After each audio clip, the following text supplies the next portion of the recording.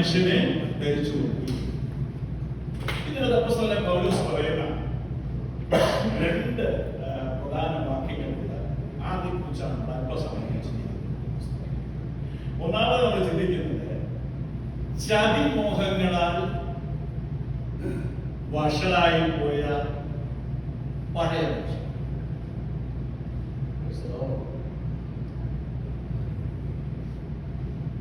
എന്നിട്ട് രണ്ടാമത്തെ ഭാഗം പറയുകയാണ്, നിങ്ങളുടെ ഉള്ളിലെ ആത്മാവ് സംബന്ധിച്ച് പുതുക്കം പ്രാപിച്ചു, ജീവൻ പ്രാപിച്ചു. അല്ലെങ്കിൽ വേറെ ഭാഗത്തേക്ക് ആദ്യത്തെ ഭാഗങ്ങൾ വായിക്കുമ്പോൾ അതിക്രമങ്ങളിലും പാപങ്ങളിലും മരിച്ചവരായി നിങ്ങളെ അവൻ ഉയർപ്പിച്ചു. പുതുക്കം പ്രാപിച്ചെന്ന് പറഞ്ഞാൽ അതിന് വേറൊരു ഡയമെൻഷനിലേക്ക് നമ്മൾ പോവുകയാണെങ്കിൽ ജീവൻ പ്രാപിച്ചു എന്ന് നമുക്ക് പറയാം. പുതുക്കം പ്രാപിച്ചു, ജീവൻ പ്രാപിച്ചു, ഉയർത്തെഴുന്നേറ്റു എന്നൊക്കെ പറയുന്ന പ്രത്യേക പദങ്ങൾ കൊണ്ടാണ് ആ ഭാഗത്തെ നമുക്ക് മനസ്സിലാക്കേണ്ടതായത്. ഇവിടെ നമ്മൾ വായിക്കുമ്പോൾ ആദ്യത്തെ ഭാഗം നമ്മൾ വായിച്ചൊരു ഭാഗം ചതിമോഹങ്ങളാൽ വഷളായി. ചതിമോഹങ്ങളാൽ വഷളായി പോയ പഴയ മനുഷ്യൻ. അപ്പൊ പഴയ മനുഷ്യൻ എന്ന് പറയുമ്പോൾ നമ്മൾ പെട്ടെന്ന് നമുക്ക് അങ്ങോട്ട് ചിന്തിക്കുമ്പോൾ ഏതാണ് ഈ പഴയ മനുഷ്യൻ എന്നുള്ളൊരു ചിന്ത നമുക്ക് വരാൻ സാധ്യത. എന്താണ്, ആരെക്കുറിച്ചാണ് ഈ പഴയ മനുഷ്യൻ എന്ന് ഇവിടെ പറഞ്ഞിരിക്കുന്നത്? പഴയ മനുഷ്യൻ വേറെ വാക്യങ്ങൾ നിങ്ങളുടെ മുമ്പിലത്തെ നടപ്പ് സംബന്ധിച്ച്, മുമ്പിലത്തെ നടപ്പ് സംബന്ധിച്ച് പഴയ മനുഷ്യൻ. ഇപ്പോഴെ സംബന്ധിച്ചിടത്തോളം പറയുന്നുണ്ട്, ഒരുവൻ ക്രിസ്തുവിലാകുമ്പോൾ അവനൊരു പുതിയ സൃഷ്ടിയാകും, ഒരു ന്യൂ ക്രിയേഷൻ. അപ്പോൾ അത് ഒന്നുകൂടെ നമ്മൾ ചിന്തിച്ചു കഴിയുമ്പോൾ ഏറെ നോട്ടിലേക്ക് നമുക്ക് പോകേണ്ടതായിട്ട് ആവശ്യമുണ്ട്. അവിടെയാണ് നമ്മുടെ ആദ്യത്തെ ആദാമിനെയും അമ്മയും നമുക്ക് കാണാൻ വേണ്ടിയത്. ആദ്യം നമ്മുടെ great grand father and great grand mother. അങ്ങനെയാണെങ്കിൽ അവരുടെ സൃഷ്ടിയിലകത്ത് എന്താണ്, അവരുടെ സൃഷ്ടിക്കകത്ത് ദൈവം അവരെ ഏത് ഉദ്ദേശത്തോടെയാണ് സൃഷ്ടിച്ചത്, എങ്ങനെയാണ് സൃഷ്ടിച്ചത്, അങ്ങനെയൊക്കെ പോകാറുണ്ടായ കാര്യം എന്താണ്, അതിന് ഉള്ള സാഹചര്യം എന്താണ്, അത് അങ്ങനെ ആയിരുന്നു അവന്റെ ഉദ്ദേശം, ഇതൊക്കെയുള്ള കാര്യങ്ങൾ മനസ്സിലാക്കേണ്ടതായിരുന്നു. അപ്പോൾ അങ്ങനെയാണെങ്കിൽ ആദാമിനെ ദൈവം സൃഷ്ടിച്ചപ്പോൾ ആദാമിനെ ദൈവം എങ്ങനെയായിട്ടാണ് സൃഷ്ടിച്ചത്? തോട്ടത്തിൽ വേല ചെയ്യുന്ന ഒരു വേലക്കാരനായിട്ടാണ് സൃഷ്ടിച്ചത്. തോട്ടത്തിൽ വേല ചെയ്യുക അല്ല. ദൈവത്തിന്റെ വചനത്തിലാണ് പറയുന്നത്. ലൂക്കോസിന്റെ സുവിശേഷം 3-ാം അധ്യായത്തിന്റെ 38-ാമത്തെ ലാസ്റ്റ് വാക്യം നമുക്ക് വായിക്കാം. അത് നമ്മൾ പറയുമ്പോൾ അതിന്റെ ആ അധികാരത്തിലുള്ള വചനത്തോട് എന്തെങ്കിലും ഉണ്ടാകണമല്ലോ. അപ്പൊ ദൈവം ആദാമിനെ സൃഷ്ടിച്ചാക്കിയത് ആരായിട്ടാണ്? തോട്ടത്തിൽ വേല ചെയ്യുന്ന ഒരാളായിട്ടാണോ, അല്ലെങ്കിൽ ഒരു ദാസനായിട്ടാണോ അവിടെ സൃഷ്ടിച്ചത്? അല്ല, ദൈവത്തിന്റെ മകൻ. അത് വായിച്ച ലൂക്കോസ് സുവിശേഷം 3-ാം അധ്യായത്തിന്റെ 38-ാമത്തെ വാക്യം ലാസ്റ്റ് വാക്യം. ആദാം ദൈവത്തിന്റെ മകൻ. ആദാം ദൈവത്തിന്റെ മകൻ. ആദാം ദൈവത്തിന്റെ മകൻ. മകൻ എന്ന് പറയുന്ന ആ പദവിയുള്ള ബന്ധം ചിന്തിക്കുമ്പോൾ ഒരുപാട് കാര്യങ്ങൾ അവിടെയുണ്ട്. വീട്ടിലെ അപ്പച്ചന്റെ സകലവിധമാകുന്ന അവകാശങ്ങളുടെയും ഭൂസ്വത്തുക്കളുടെയും അവന്റെ സകല സമ്പാദ്യങ്ങളുടെയും എല്ലാം അവകാശിയാണ് ആര്? മകൻ. അപ്പോൾ ദൈവത്തിന്റെ സൃഷ്ടി എന്ന് പറയുമ്പോൾ ആദാമിനെ സൃഷ്ടിച്ച് ആക്കിയപ്പോൾ ദൈവം ആദാമിനെ സൃഷ്ടിച്ചത് മകൻ. എന്നിട്ട് ആദാമിന്റെ ദൈവം പറയുന്നത് എന്താണ്?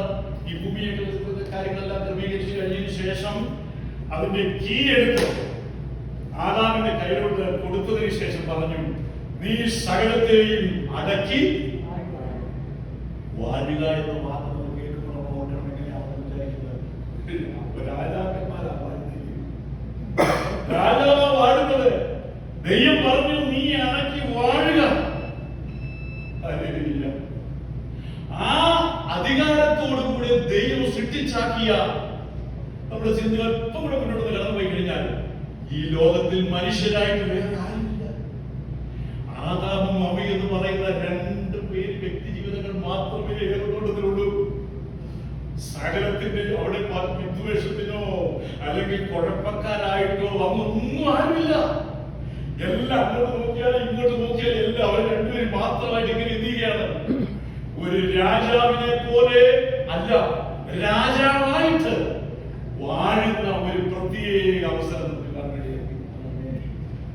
അല്പം നമ്മൾ ചിന്തിച്ചു കഴിഞ്ഞാൽ വെയിലാറാകുന്ന സമയത്ത് പിതാവായ ദൈവം അല്ലെങ്കിൽ ത്രിയേക ദൈവം, പിതാവും പുത്രനും പരിശുദ്ധാത്മാവും ത്രിയേക ദൈവം അവിടേക്ക് ഇറങ്ങി വന്ന് ഈ ആദാമിനോടും ഹവ്വയോടും കൂടി എന്ത് ചെയ്തിരുന്നു? കുശലപ്രസംഗങ്ങൾ ചെയ്യുകയായിരുന്നു.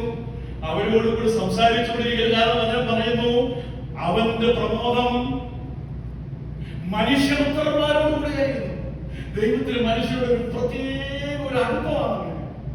അവരെ സൃഷ്ടിച്ചപ്പോൾ തന്നെ അവരുടെ ഹൃദയത്തിൽ ഒതുങ്ങുന്ന ഒരുപാട് ആഗ്രഹങ്ങളുണ്ട്. അതെല്ലാം വെച്ചുകൊണ്ട് let us make man in our own image and in our own likeness, നമ്മുടെ സാദൃശ്യത്തിലും നമ്മുടെ സ്വരൂപത്തിലും നമുക്ക് എന്ത് ചെയ്യാം, ഉണ്ടാക്കാമെന്ന് പറഞ്ഞുകൊണ്ടാണ് എന്ത് ചെയ്തിരിക്കുന്നത്. അവരെ സൃഷ്ടിച്ചു, മണ്ണിൽ നിന്ന് എടുത്തത്. പക്ഷേ അവസാനമായിട്ട് എന്ത് ചെയ്തിരിക്കുന്നു? ജീവന്റെ ശ്വാസം അവരിലേക്ക് എന്ത് ചെയ്തു? അവര് രണ്ടുപേരും ജീവനുള്ള മനുഷ്യനെ കുറിച്ച് പഠിക്കുമ്പോൾ നമ്മൾ പെട്ടെന്ന് മനസ്സിലാക്കാൻ അല്പം പ്രയാസമുള്ള ഒരു കാര്യമുണ്ട്. മനുഷ്യൻ എന്ന് പറയുമ്പോൾ ഒരു ട്രൈക്കോട്ടമിയാണ്, അല്ലെ? ദേഹമുണ്ട്, ദേഹിയുണ്ട്, എന്ത് ചെയ്യുന്നു? ആത്മാവുണ്ട്. ഇതിന്റെ ഒരു സങ്കുചിതമായ ഒരു ഒരു ഒരു ഒരു രൂപമാണ് മനുഷ്യൻ എന്ന് പറയുമ്പോൾ. കാരണം ദൈവം ആരാണ്? ആത്മാവാണ്.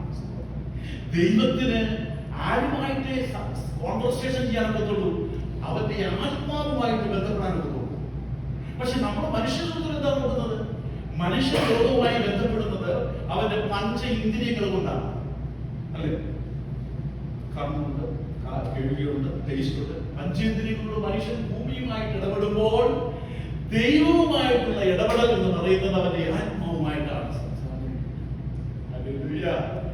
അങ്ങനെ ആയിരിക്കുന്ന ആ വെയിലാറായ സമയത്ത് ഇവരിങ്ങനെ കടന്നു വന്ന് ഇങ്ങനെ ആ മനോഹരമായ ആ കൂടിക്കാഴ്ചയും ആ ഫെലോഷിപ്പും എത്ര നാൾ അങ്ങനെ കടന്നു പോയി എന്ന് നമുക്ക് പറയാൻ പറ്റും. അതിന് ചരിത്രകാരന്മാരും നിഷ്കന്മഷയും നിഷ്പാവവും പാവം കയറാത്ത ഒരു വൃത്തിയും ആദാമിനെ എന്തെങ്കിലും സംഭവിച്ചുണ്ടോ? ആദാമിനെ അത് പറഞ്ഞില്ല, ഒരു വാക്കിലൂടെ പറയുന്നത് സൂക്ഷിച്ചോണം. എല്ലാം പറഞ്ഞു കഴിഞ്ഞ ശേഷം സൂക്ഷിച്ചോണം. എല്ലാം ഭക്ഷിക്കുകയും ഒക്കെ ചെയ്യാം, എന്നാൽ ഇതിന്റെ ഒരു വൃക്ഷത്തിന്റെ ഫലം മാത്രം എന്ത് ചെയ്യരുത്, തിന്നരുത്.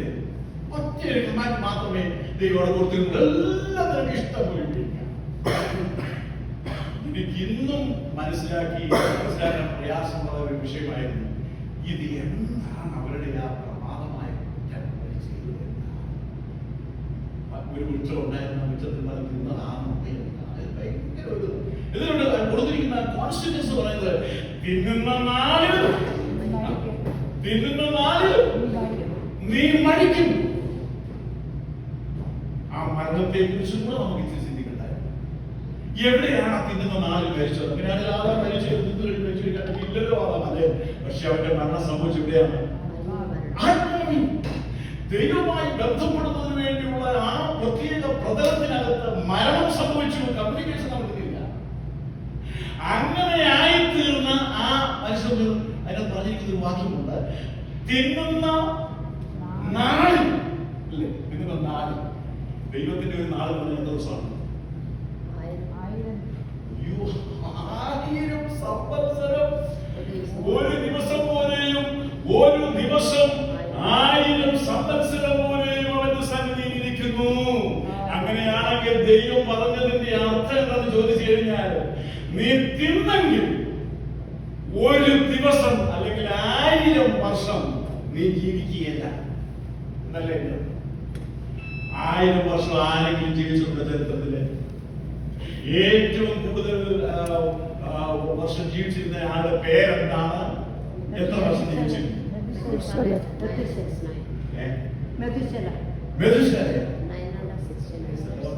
മെഥുശല എത്ര വർഷം ജീവിച്ചിരുന്നു? 961. 961. ഒരു വർഷം തേച്ചോ? സ്തോത്രം സ്തോത്രം സ്തോത്രം. ദൈവം അവരോട് പറയുന്നത്, തിന്നുന്ന നാളിൽ നീ മരിക്കും. ഒരു നാൾ തികയ്ക്കുകയില്ല എന്നാണ് ദൈവം പറഞ്ഞത്. സ്തോത്രം. മരണത്തിന്റെ വിത്ത് അവിടെ തൊട്ട് എന്ത് ചെയ്തിരുന്നു? പിന്നെ ഞാൻ ദൈവം പറയുന്നത്, അങ്ങനെയാണെങ്കിൽ പിന്നെ 900 വർഷം ജീവിച്ചിരുന്നു നമുക്ക് കേൾക്കാനേ ഒക്കത്തുള്ളൂ. നമ്മള് 969 അങ്ങനെയാണെങ്കിൽ നമ്മളിവിടെ 69 തികയ്ക്കും. 900 വർഷം ജീവിച്ചിരുന്നോ? അപ്പോൾ നമുക്ക് ചിന്തിക്കേണ്ട ഒരു കാര്യമുണ്ട്. മായമില്ലാത്ത, കലർപ്പില്ലാത്ത, എല്ലാം ഓർഗാനിക്. ആദാം കഴിക്കുന്ന ഫുഡ് ഓർഗാനിക് ഫുഡാണ്. ഓർഗാനിക് ഓർഗാനിക് ഫുഡ് കഴിച്ചുകൊണ്ട് നടന്ന ആ കാലഘട്ടങ്ങളിൽ അവരുടെ ലൈഫ് എത്രയായിരുന്നു? അത്ര വരെയും ലൈഫ് പോകുമായിരുന്നു. ഒരു ദിവസം ആയിരുന്നില്ല. അപ്പൊ അത് പോട്ടെ, അത് ആ വിഷയത്തിൽ ഞാൻ പറയുള്ളൂ. എന്നാൽ ഇവിടുത്തെ ആദാമിന്റെ മനുഷ്യന്റെ എല്ലാം കൂടുതലും പറഞ്ഞു കഴിഞ്ഞതിന് ശേഷം എന്താണ് പറഞ്ഞത്? നമ്മൾ വായിച്ച വേദഭാഗത്തിന്റെ ആദ്യത്തെ ഭാഗം നമ്മൾ ചിന്തിക്കണം. ചതിമോഹങ്ങളാൽ വശലായി പോയ പഴയ മനുഷ്യൻ. കൊരിന്ത്യർ ലേഖനത്തിന്റെ ഒരു വാക്യം, അത് അപ്പോസ്തലൻ പൗലോസ് കൊരിന്ത്യർ 2 കൊരിന്ത്യർക്കെതിരെ അതിലെ 11-ാം അധ്യായത്തിന്റെ 3-ാമത്തെ വാക്യം.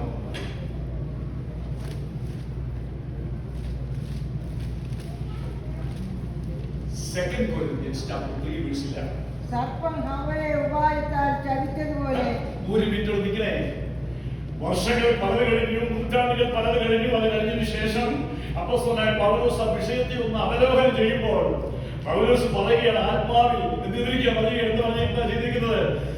സർപ്പം ഹവ്വയെ ഉപായത്താൽ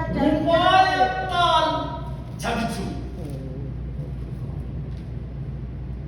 സർപ്പം ഹവ്വയെ ഉപായത്താൽ ചതിച്ചു. ആ ഉപായം എന്താണെന്ന് ആർക്കറിയാമോ?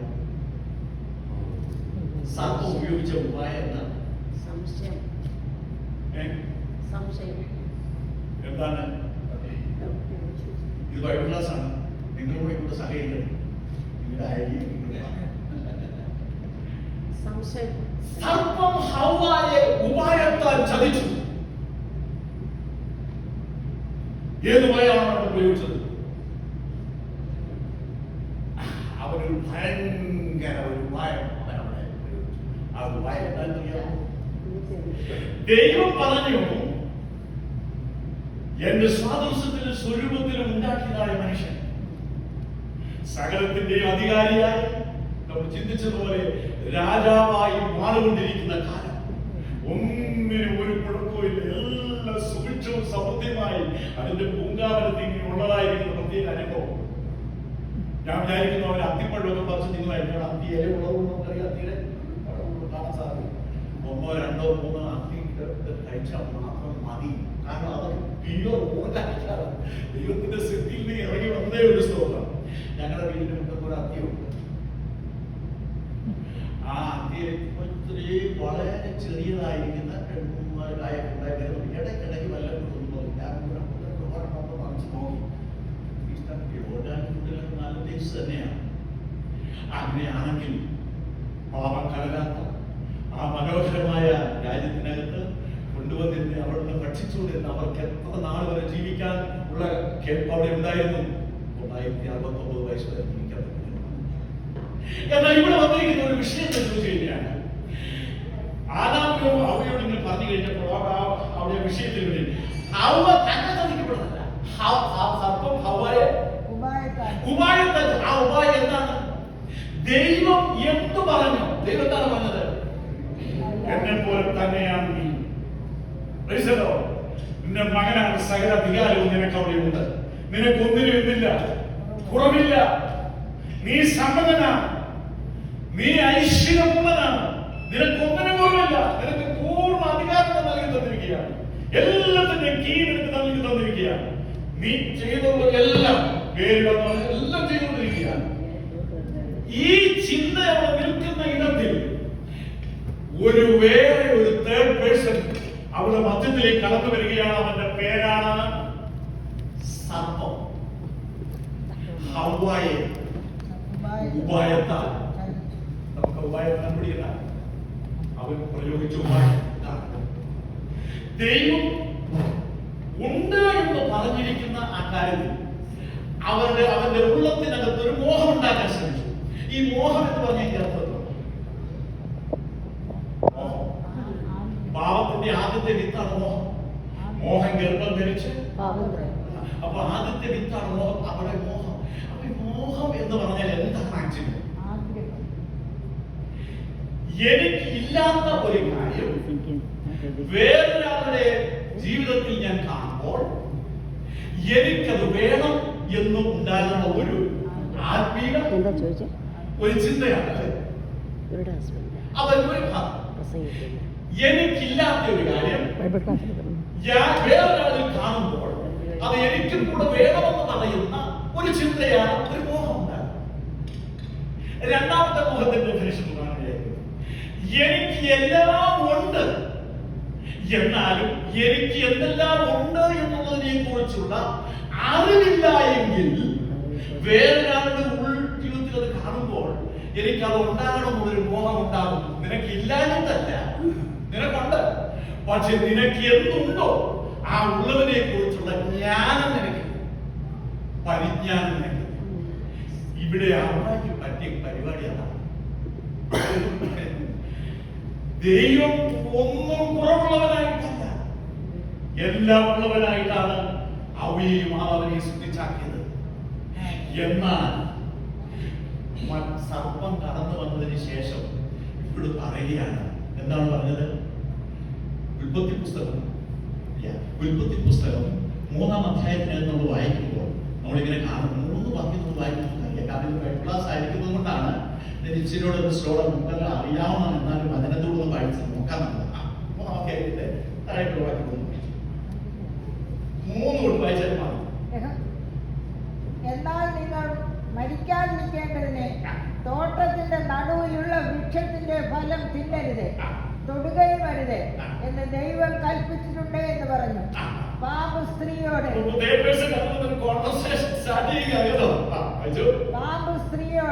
നിങ്ങൾ മരിക്കയില്ല നിശ്ചയം, അത് തിന്നുന്ന നാളിൽ നിങ്ങളുടെ കണ്ണ് തുറക്കുകയും നിങ്ങൾ നന്മതിന്മകളെ അറിയിക്കുന്നവരായി ദൈവത്തെ പോലെ ആകുകയും ചെയ്യുമെന്ന് ദൈവം അറിയുന്നു എന്ന് പറഞ്ഞു.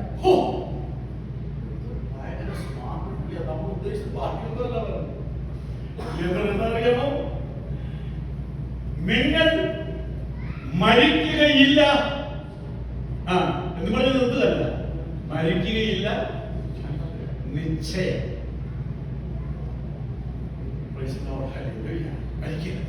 പിന്നെ അത് തിന്നുന്ന കണ്ണ് മൂന്നാമത്തത് നന്മതിന്മകളെ അറിയുന്നവരായി ദൈവത്തെ പോലെ ആകുകയും ചെയ്യും.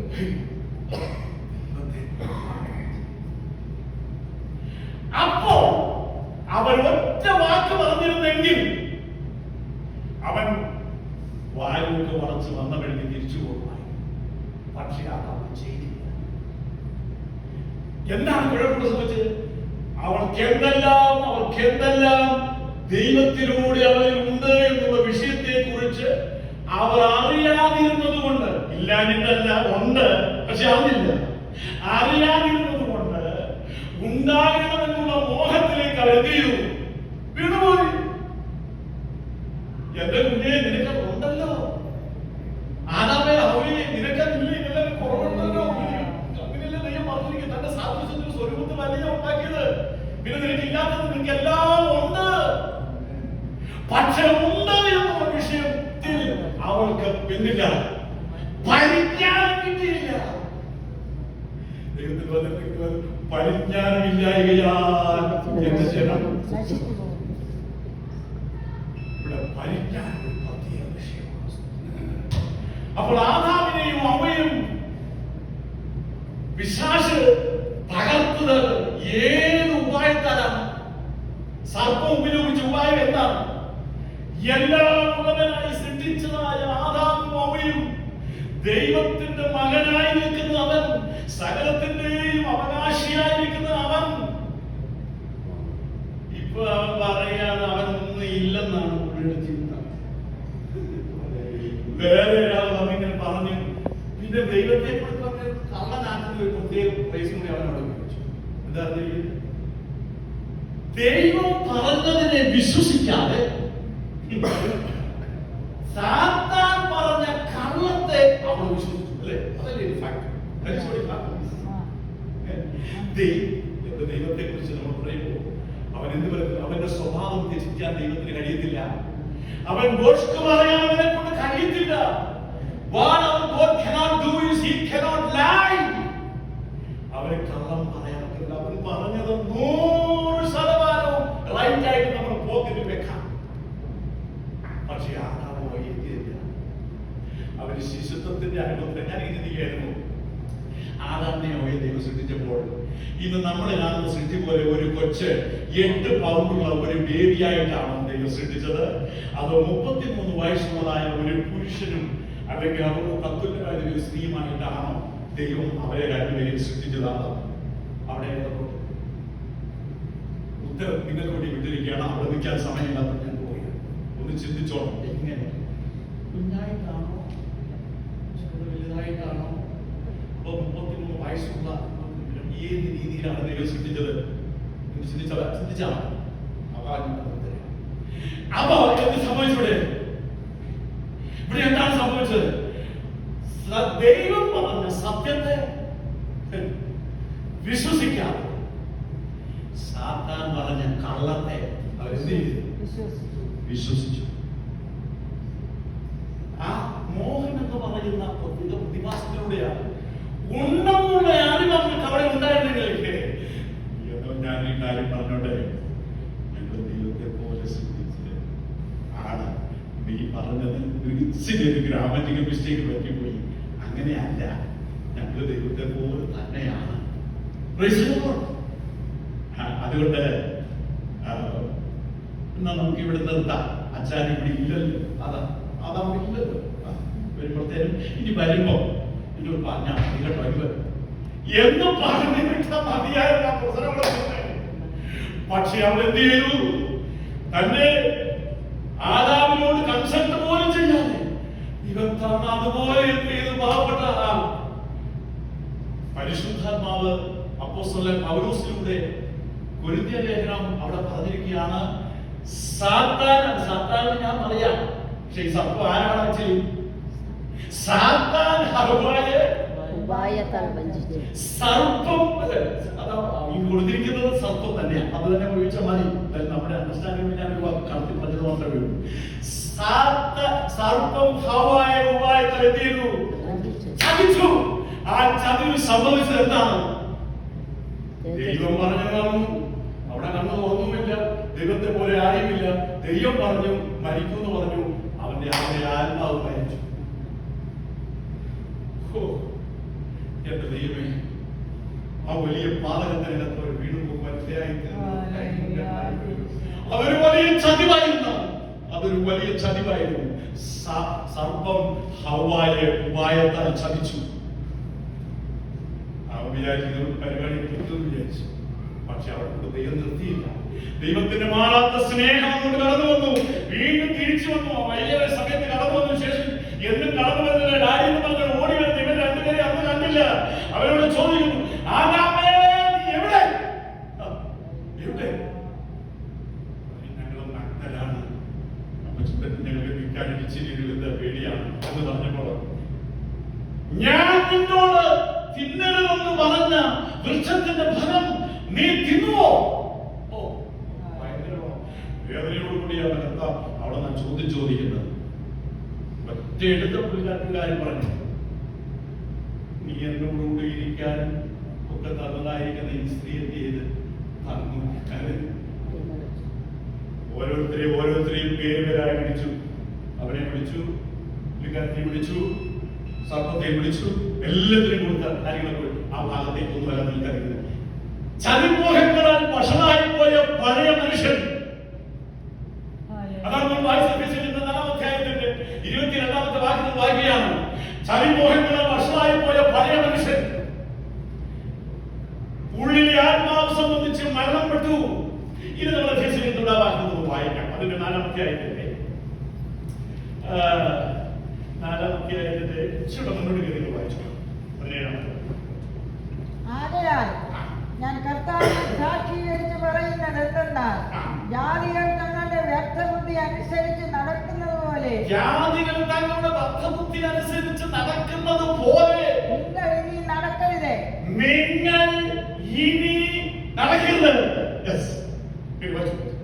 അവർ അന്ധബുദ്ധികളായ അജ്ഞാന നിമിത്തം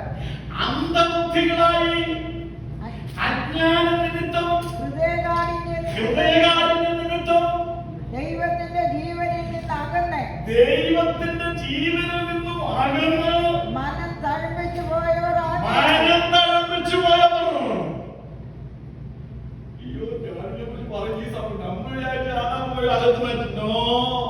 പ്രമാദമായ ഭയങ്കര കുറ്റത്തിനകത്തവർ അതിനകത്തവർ വീണുപോയി.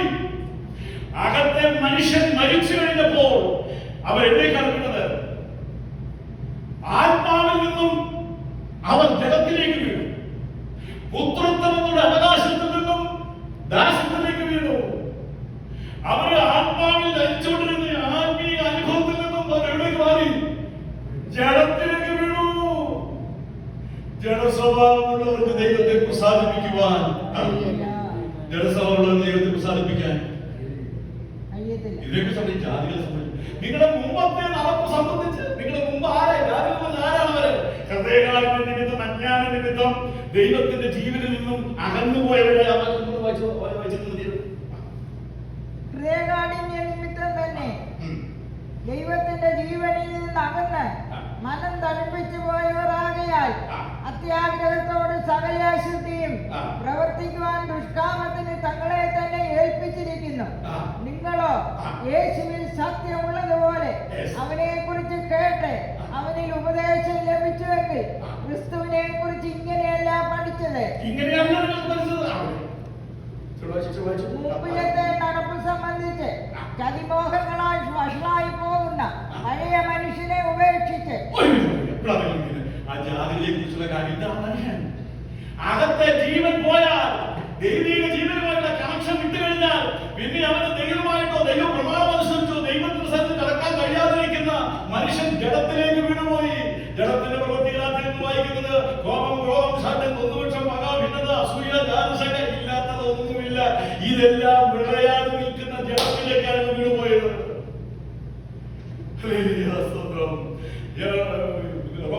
അധ്യായത്തിന്റെ അവസാനത്തെ 2 വാക്യങ്ങൾ വായിക്കുമ്പോൾ ആയിത്തീരുന്നുണ്ട്. അയ്യോ അരിഷ്ട മനുഷ്യൻ, ഈ മരണത്തിന് അധീനമായ ശരീരത്തിൽ നിന്നും എങ്ങനെ ആരാണ് രക്ഷിക്കുന്നത്? മനുഷ്യന്റെ നിലവിളിയാണ്. വായിച്ചു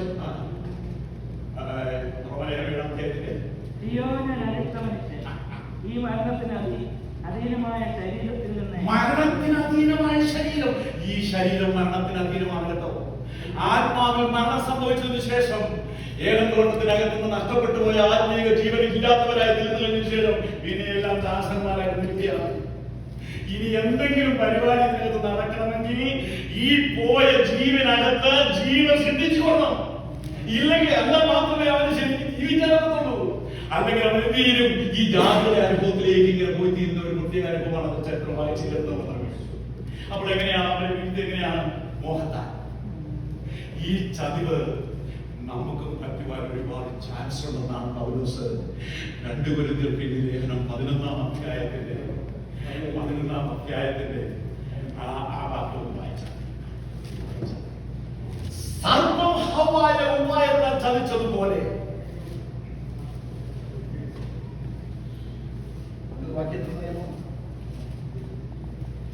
സർപ്പം ഹവ്വായെ ഉപായത്താൽ ചതിച്ചതുപോലെ നിങ്ങളുടെ മനസ്സ് ക്രിസ്തുവിനോടുള്ള ഏകാഗ്രത പോലെ എന്ന് പറയുന്ന ഒരു എന്ന് പറഞ്ഞ കൊടുക്കുക. എന്താണ് പോലെ? സർപ്പം ഹവ്വായെ ഉപായത്താൽ ചതിച്ചതുപോലെ ഇവിടെ വേറെ കൊണ്ടിരിക്കുകയാണ്. നിങ്ങളുടെ മനസ്സ് ക്രിസ്തുവിനോടുള്ള ഏകാഗ്രതയും നിർമ്മലതയും വിട്ട് വഷളായി പോകുമോ എന്ന് ഞാൻ ഭയപ്പെടുന്നു. അപ്പോൾ അതിമോഹങ്ങളെ വിട്ടുപോയ പഴയ മനുഷ്യൻ നമുക്ക് ഒരു നിമിഷം ഇനി റോമാലേഖനം 6-ാം അധ്യായത്തിന്റെ 3 തൊട്ടുള്ള വാക്യം. അല്ല, യേശു ക്രിസ്തുവിനോട് ചേരുവാൻ സ്നാനമേറ്റവരായ നാം എല്ലാവരും അവന്റെ മരണത്തിൽ പങ്കാളികളാകുവാൻ സ്നാനമേറ്റിരിക്കുന്നുവെന്ന് നിങ്ങൾ അറിയുന്നില്ലയോ? അങ്ങനെ നാം അവന്റെ മരണത്തിൽ പങ്കാളികളായി തീർന്ന സ്നാനത്താൽ അവരോടുകൂടെ കുഴിച്ചിടപ്പെട്ടു. ക്രിസ്തു മരിച്ചിട്ട് പിതാവിന്റെ മഹിമയാൽ ജീവിച്ചെഴുന്നേറ്റതുപോലെ നാമും ജീവന്റെ പുതുക്കത്തിൽ നടക്കേണ്ടതിന് തന്നെ അവന്റെ മരണത്തിന്റെ സദൃശ്യത്തോടെ നാം ഏകീഭവിക്കുകയാണെങ്കിൽ പുനരുദ്ധാനത്തിന്റെ സദൃശ്യത്തോട് ഏകീഭവിക്കും. നാം ഇനി പാപത്തിന് അടിമപ്പെടാതെ പാപജനത്തിന് നീക്കം വരേണ്ടതിന് നമ്മുടെ പഴയ മനുഷ്യൻ അവനോട് കൂടെ ക്രൂശിക്കപ്പെട്ടിരിക്കുന്നു എന്ന് നാം അറിയുന്നു.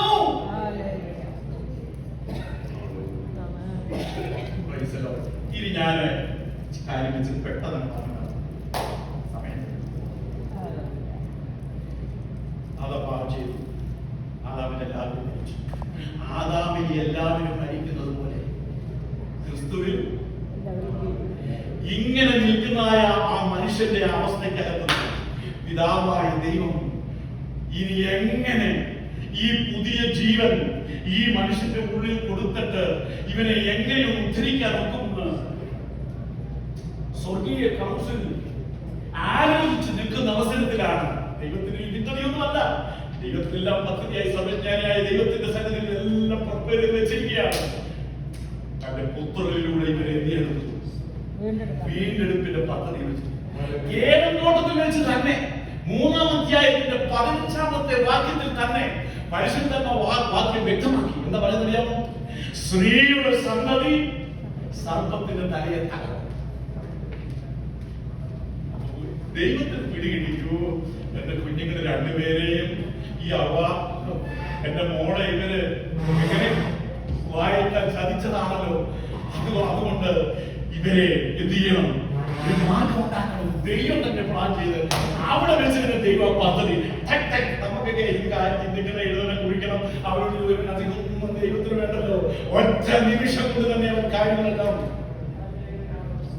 തന്റെ പുത്രനിലൂടെ ഒരു ലക്ഷ്യം ഒരുക്കുവാൻ ദൈവം പ്ലാൻ ചെയ്തു. എന്നിട്ട് സാധാരണ അവിടെ വെച്ചൊരു വാനൊരു സ്ത്രീയുടെ സന്തതി സർപ്പമേ നിന്റെ തലയെയും തകർക്കും എന്ന് പറഞ്ഞ് ഒറ്റ വാക്യം പറഞ്ഞു പറയുന്നത് ഞാൻ പല പ്രാവശ്യം ചിന്തിച്ചിട്ടുണ്ട്. ദൈവം തമ്പുരാനെ ആ വാക്യം ഒന്ന് മനസ്സിലാക്കാൻ എത്ര നാളെടുക്കരുതായിരുന്നു. ഇവിടെയാണല്ലോ പഴയ ദൈവം ആരിച്ച് കുടിച്ച് പിടിച്ചാലേ പരിപാടി പോയി കിട്ടത്തില്ല. സ്തോത്രം.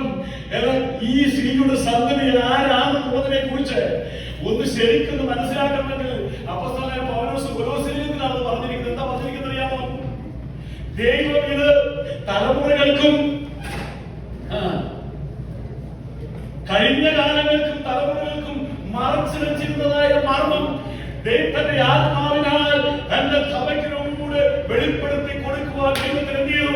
പ്രസാദമായി. അങ്ങനെയാണ് നമ്മൾ മനസ്സിലാക്കിയത്. ഈ പുള്ളിയെ നമുക്ക് പഴയ നിയമത്തിൽ ആരെങ്കിലും പിശാചിനോട് യുദ്ധം ചെയ്തിട്ടുണ്ടോ? പഴയ നിയമത്തിൽ ആരെങ്കിലും പിശാചിനുള്ള പേര് പറഞ്ഞിട്ട് അറിയാമോ? അവരിങ്ങനെ മൗനമായി നിന്ന് എന്തിരിക്കുകയാണ്? വചനമിങ്ങനെ പറയുന്നത് ലുക്കസുവിശേഷത്തിൽ വായിക്കുകയാണ്. അവൻ വാളുകൊണ്ട് അരമനെ കാത്തുകൊണ്ടിരുന്ന വീരനായിട്ട് നിന്നിരിക്കുന്നു. അവനിങ്ങനെ വിചാരിച്ചുകൊണ്ട് നിൽക്കുകയായിരുന്നു. ദൈവത്തിന്റെ ശക്തിയായിരിക്കുന്ന മനുഷ്യമായി സൃഷ്ടിച്ചിരിക്കുന്ന അവരെ തോൽപ്പിച്ച് പരാജയപ്പെടുത്തിയിട്ട് അവരിങ്ങനെ നോക്കിയിട്ട് അത് യുദ്ധം ചെയ്യുക. ഇങ്ങനെ മിണ്ടാതെ നിൽക്കുക പറഞ്ഞിരിക്കുന്നത് പാലം കഴിഞ്ഞു പോയി. എന്നാൽ ഒരു കാര്യം ചെയ്തു. എന്താ പറഞ്ഞിരിക്കുന്നത്? അബ്രഹാമിന് ദൈവം ഒരു എക്സസ് വെളിപ്പെടുത്തി കൊടുത്തു. സ്ത്രീയുടെ സന്തതി സർപ്പത്തിന്റെ തലയെ തകർത്തു പറഞ്ഞിരിക്കുന്നതിന്റെ പൊരുൾ അബ്രഹാം പറഞ്ഞു കൊടുത്തു. നിന്റെ സന്തതി ലോകത്തിലുള്ള സകല ജാതികളെയും അനുഗ്രഹിക്കപ്പെടും. പൗലോസാണ് വ്യാഖ്യാനിച്ചു കൊടുത്തത്. ഏതാണ് ആ സന്തതികൾ എന്നുള്ള ബഹുവചനമല്ല, പിന്നെയോ സന്തതി എന്ന് പറഞ്ഞിരിക്കാൻ അത് ആരാകുന്നു?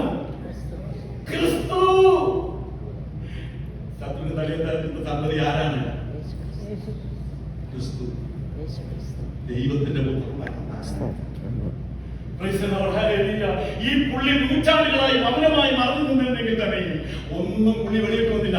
എന്നാൽ നമ്മുടെ കർത്താവ് ഈ ഭൂമിയിലേക്ക് കടന്നു വന്ന അവസരത്തിൽ 33 ദിവസം കഴിഞ്ഞതിന് ശേഷം ശാരപ്പെട്ടൊക്കെ കഴിഞ്ഞ് ഇങ്ങനെ ആത്മാവ് നടത്തി അങ്ങോട്ട് പോയിക്കൊടുത്തപ്പോഴാണ് പറഞ്ഞിരിക്കുന്നത്, കർത്താവിന്റെ അടുത്ത് ഇവൻ ആദ്യം ഉപയോഗിച്ച സെയിം അളവുമായിട്ട് പുള്ളിയെ കൊണ്ട് നമ്മൾ വന്നു.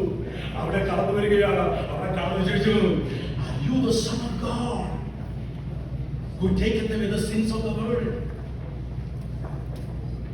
Are you the Son of God? ലോകത്തിന്റെ പാപത്തെ ചുറ്റും ദൈവത്തിന്റെ കുറ്റാണോ നീ? If thou be the Son of God, if thou be the Son of God,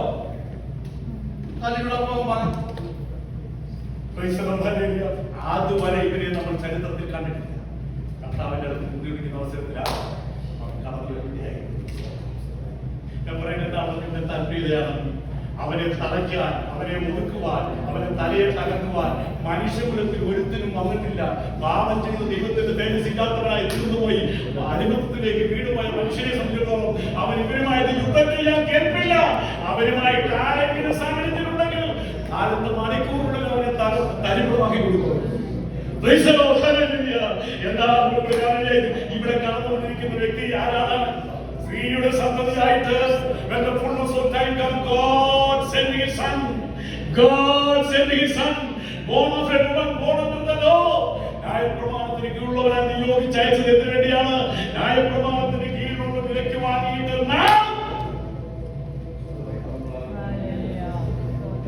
Eden തോട്ടത്തിൽ നഷ്ടപ്പെട്ടുപോയ പുത്രത്വത്തെ വീണ്ടും തിരിച്ചു തരുവാൻ കർത്താവായ യേശുക്രിസ്തുവിനെ ഒരുക്കിയ പദ്ധതിയാണ് നമുക്കിവിടെ കാണേണ്ടിയായിരുന്നത്.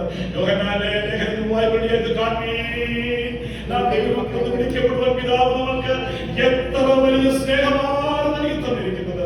തന്റെ മടിയിൽ പ്രബോധിച്ചുകൊണ്ടിരിക്കുന്ന തന്റെ പുത്രനെ സ്ത്രീയിൽ നിന്ന് ജനിച്ചവനായി ന്യായപ്രമാണത്തിന് കീഴുള്ളവനായി നിയോഗിച്ച ദൈവം അകറ്റുവാനായിരുന്നു. അവന് മാത്രമേ ഇവരെ തകർക്കാൻ പറ്റത്തുള്ളൂ. രണ്ടാമധ്യായത്തിന്റെ 14-ാമത്തെ വാക്യത്തോട് നമ്മൾ വായിക്കുമ്പോൾ കാണേണ്ടിയായിട്ടുള്ളത്. പെട്ടെന്ന് വായിച്ചു നിർത്തി. കൊലോസ്യ ലേഖനം 2-ാം അധ്യായത്തിന്റെ അതുകൊണ്ട് ഭക്ഷണപാനങ്ങൾ സംബന്ധിച്ചോ പെരുന്നാൾ കൊലോസ്യ ലേഖനം 2-ാം അധ്യായത്തിന്റെ 14-15 അതിക്രമങ്ങളൊക്കെയും ക്ഷമിച്ചു.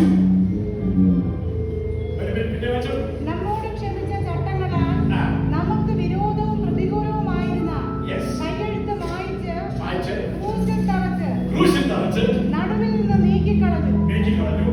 വാഴ്ചകളെയും അധികാരങ്ങളെയും ആയുധവർഗ്ഗിപ്പിച്ചു. ക്രൂശിൽ അവരുടെ മേൽ ജയത്തിന്റെ ഘോഷം ഉണ്ടാകുക.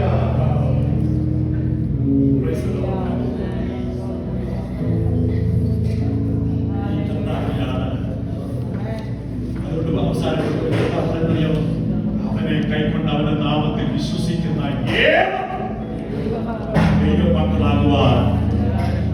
ദൈവമക്കളാകുവാൻ ഈ ഭാഗ്യത്തിലേക്കാണ് ദൈവത്തിൽ നിൽക്കുന്നത്. ദൈവമക്കളെ നമ്മൾ ദൈവത്തിന് നാം പ്രാപിച്ചിരിക്കുന്ന ആസക്തിന്റെ ആത്മാവിനെ അല്ല, അപ്പാപിതാവെ വിളിക്കുന്ന സ്വപുത്രന്റെ ആത്മാവിനെ അവൻ നിറച്ചിരിക്കുകയാണ്. സ്തോത്രം. അതുകൊണ്ട് ആദാമിനും ഹവ്വയ്ക്കും പറ്റിയ ആ മണ്ഡലത്തിലേക്ക് ഇനി പോകാതെ വണ്ണം വിളിച്ചവനെ കുറിച്ചുള്ള പരിജ്ഞാനത്താൽ അവന്റെ ദിവ്യശക്തി ജീവന് വേണ്ടതും ഭക്തിക്ക് വേണ്ടതൊക്കെ എന്തിരിക്കുകയാണ് ദാനം ചെയ്തിരിക്കുകയാണ്.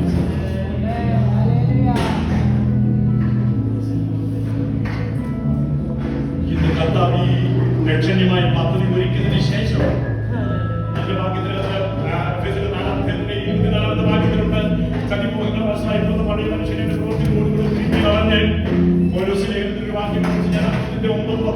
വായിക്കുന്നതാണ് സമയത്ത് ഞാൻ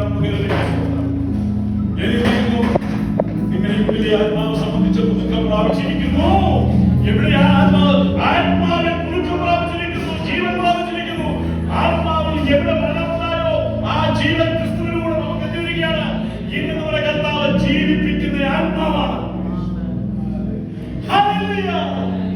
നമ്മുടെ ആത്മാവ്. അതുകൊണ്ട് ഇനിയും നമ്മുടെ ജീവിതയാത്രയ്ക്ക് എതിരായിക്കൊണ്ട് ശത്രു അടുത്ത് വരുമ്പോൾ, തന്ത്രവുമായി അടുത്ത് വരുമ്പോൾ നമ്മൾ പറയണം, ഞാൻ ദൈവത്തിന്റെ മകനാണ്, മരിക്കാനും കൂടെ നിറഞ്ഞു വരുന്നതിന് വേണ്ടി കർത്താവേ.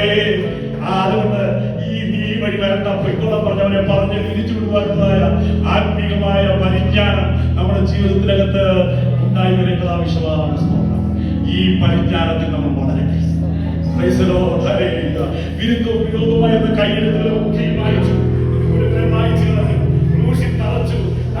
നീക്കിക്കളഞ്ഞു. വായിച്ചുകളെ അധികാരങ്ങളെ ആയുധങ്ങൾ കൽപ്പിച്ചു, പരസ്യം കാഴ്ചയാക്കി. ക്രൂശിന്റെ മുകളിൽ ജലഘോഷം കൊണ്ടാടിയ നമ്മുടെ കർത്താവ് ഇന്ന് ജീവിക്കുന്നു. എന്റെ കർത്താവ് ഒരു കാര്യം പറഞ്ഞു, നിങ്ങൾ പുരോഗതിയിലൊക്കെയും പോയി സകല സൃഷ്ടികളോടും ഈ സുവിശേഷം പറ. നിങ്ങൾ അടിമയല്ല, ദാസനല്ല, അവകാശിയാണ്. ഈ അവകാശത്തിലേക്ക് പരിശുദ്ധാത്മാവ് നമ്മളെ കൈപിടിച്ച് വഴി നടത്തുന്നതാകട്ടെ. ദൈവത്തിന്റെ ആത്മാവ് നമ്മളെ സഹായിക്കട്ടെ.